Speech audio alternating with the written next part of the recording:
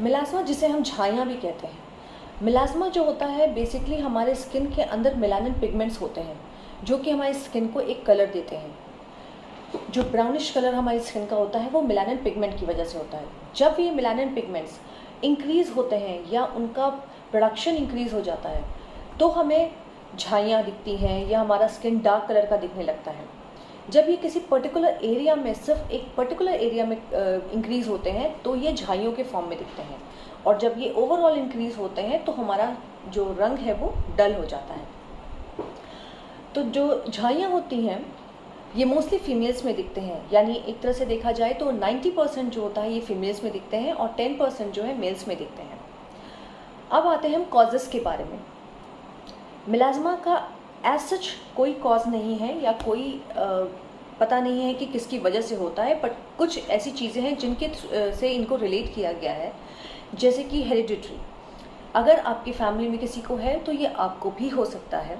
उसके अलावा hormonal problems, जब ये हार्मोनल चेंजेस होते हैं, बेसिकली जब वुमेन एज में आती हैं आफ्टर 30 इयर्स, तो ये झाइयाँ जो हैं दिख सकते हैं, क्योंकि इसमें इस समय आपके हार्मोनल इम्बैलेंस हो रहा होता है या हार्मोनल चेंजेस हो रहे होते हैं।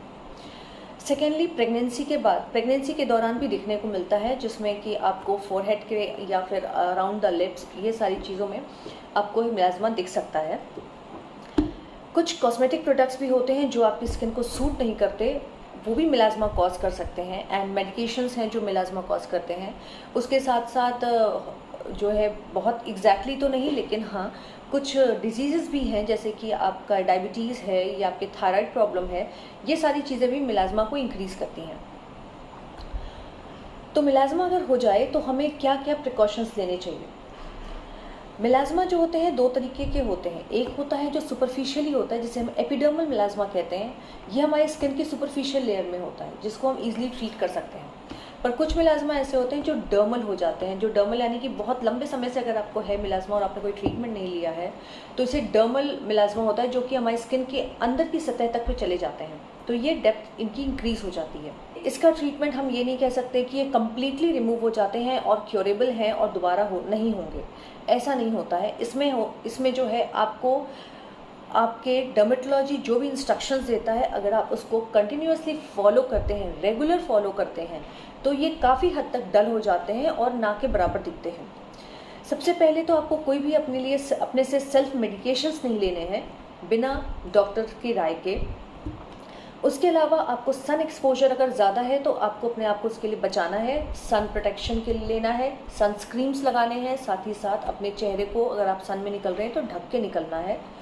देन अगर आप ट्रीटमेंट्स पे आते हैं तो पहले बेसिक ट्रीटमेंट में देखा जाए तो हम सिंपल केमिकल पील्स होते हैं जो कि हम कर सकते हैं। केमिकल पील्स जो होते हैं हमारी स्किन की ऊपरी सतह को हटाते हैं, जिससे साथ साथ जो मेलानिन पिगमेंट्स होते हैं वो भी शेड ऑफ हो जाते हैं। तो केमिकल पील्स जो है, लेकिन ये आप अपने से ना करके अपने डर्मेटोलॉजिस्ट से बात करके क्या आपके स्किन के लिए सूटेबल है, आप उसके थ्रू ही ये ट्रीटमेंट ले सकते हैं। तो केमिकल पील एक बेसिक ट्रीटमेंट है। अगर आपका एपिडर्मल है तो हो सकता है आपको 4 to 5 सेशंस में इसका असर दिख जाए, और अगर आपका बहुत डीप है तो हो सकता है 8 to 10 सेशन आपको लेने पड़ सकते हैं। इसके अलावा और भी माइक्रो नीडलिंग, ये ट्रीटमेंट्स भी हैं जो आप इनके साथ ही साथ पील्स के साथ भी ले सकते हैं, या पील्स के बाद भी ले सकते हैं, या पील्स के पहले ले सकते हैं। तो माइक्रो नीडलिंग, केमिकल पील्स एक बेसिक ट्रीटमेंट है जिसमें आपके स्किन को बहुत ज़्यादा कोई हार्म नहीं होता है। हाँ, केमिकल पील्स के बाद थोड़ी बहुत स्किन सेंसिटिव हो जाती है, तो उसके लिए आपको मेडिकेशंस, आपको क्रीम्स एंड ऑल आपके डर्मेटोलॉजिस्ट आपको बताएंगे, ये आपको अप्लाई करना है।